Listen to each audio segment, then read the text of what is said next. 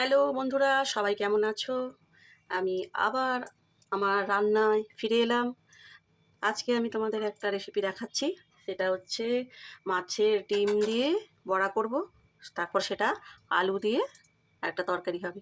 তার জন্য মাছের ডিম কেটে নিয়েছি, দিয়েছি আদা বাটা দিয়েছি, কাঁচা লঙ্কা, পেঁয়াজ কোচানো, নুন, হলুদ, আর কিছু দিইনি।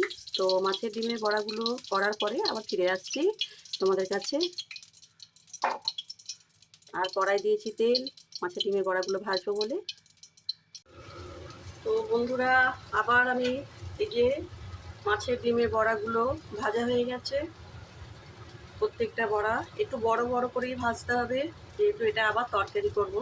তো আমি এবারে কড়াতে আলু আর পেঁয়াজ নুন হলুদ দিয়ে ভাজছি। আলুগুলো একটু ভেজে নিতে হবে। আর এবারে একটা মশলা করে রেখেছি, টমেটো আর রসুন, আদা, পেঁয়াজ বাটা। মশলাটা দিয়ে দেবো। পেঁয়াজ কুচিয়েও দিয়েছি, আবার বেটেও দিলাম।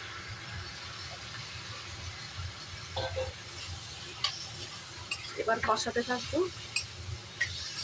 কষানো হওয়ার পরে মিষ্টি, নুন, হলুদ যা যা লাগে সব একে একে আমি দেবো। নুন হলুদ আমি আগে দিয়ে দিয়েছি, এবারে শুধু মিষ্টি দেবো। আর এর মধ্যে মশলাটার মধ্যে লঙ্কা বাটা ছিল, লঙ্কাও দেবো না। ওই একটুখানি গরম মশলা দিয়ে নামিয়ে নেবো।